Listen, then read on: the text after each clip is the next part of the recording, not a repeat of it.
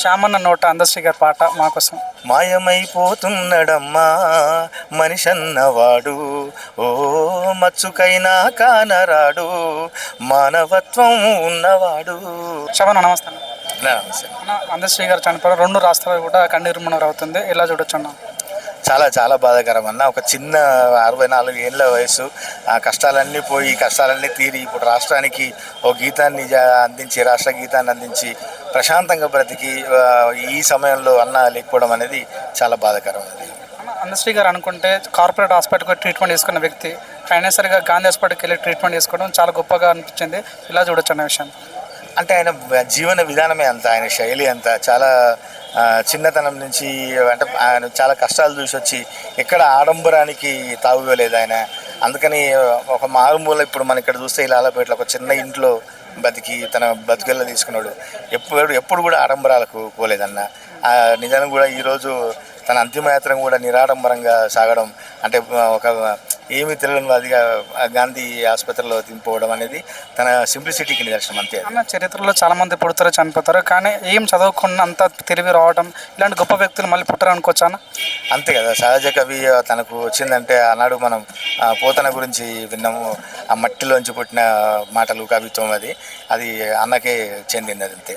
అందశ్రీ గారికి మీకు ఎలాంటి అనుబంధం ఉండేది? ఎలా మాట్లాడేవారు? మీరు చివరికి ఎప్పుడు మాట్లాడారు? నాకు చాలా చాలా అనుబంధం అన్నతోని. అంటే ప్రతి ఏదైనా సందర్భం వచ్చినా కలిసి మాట్లాడి, లేకుంటే నేను రాసిన పాటలు కొత్త కొత్త పాటలు విన్నప్పుడల్లా నాకు ఫోన్ చేసేవాడు. అన్న ఫోన్ చేసి అభినందించేవాడు.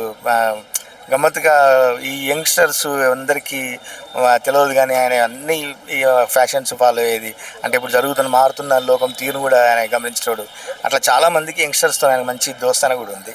నాకు చాలా అద్భుతమైన వ్యక్తి, ఒక గురువుగా, అన్నగా, ఒక మంచి మిత్రునిగా ఉండేవాడు అన్న. చివరికి ఎప్పుడు మాట్లాడారు? నేను అన్న ఈ మధ్యలో మాట్లాడడం జరిగింది అంతే. రాష్ట్రగీతం అయిన తర్వాత మళ్ళీ ఈ మధ్య కాలంలో ఊరికే అందరు ఫోన్ చేస్తూ మంచి అంటే అప్పుడప్పుడు మాట్లాడుతూ ఊరికే మంచి చెడ్డ కనుక్కోవడం అన్నకు అలవాటు. ఈ మధ్య కాలంలోనే మాట్లాడడం జరిగింది. మన తెలంగాణ ఉద్యమంలో కానీ స్వరాష్ట్రం కోసం ఎంతగానో కృషి చేసిన వ్యక్తి తను. ఇప్పుడు ట్విట్టర్లో కానీ సోషల్ మీడియా కానీ తనకు పద్మశ్రీ లేదా పద్మవిభూషణ్ ఇవ్వాలని చాలామంది అడుగుతున్నారు. సో మీరు ఏం చెప్పదలుచుకున్నారని? అర్హుడే అన్న, అన్నిటికీ అర్హుడు. అన్నిటికీ మించి తల్లి వాక్కులమ్మని తను తల్లిచిండు. మా అమ్మకు పుట్టిన బిడ్డగా పెట్టుకున్నాడు. ఆయన వాక్కులమ్మ అనే ఎత్తుగడతోని కవితలు కూడా ఎన్నో రాసిండు. ఆ తల్లి తను కరుణించింది, అంతకంటే పెద్ద అవార్డు లేదనుకున్నాను. అవి ఖచ్చితంగా వస్తాయి. శ్యామన్న నోట అందశ్రీ గారి పాట మా కోసం.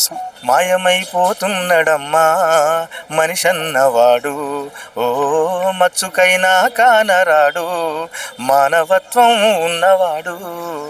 ఆ మనిషితనాన్ని ప్రశ్నించిన మహామనిషిన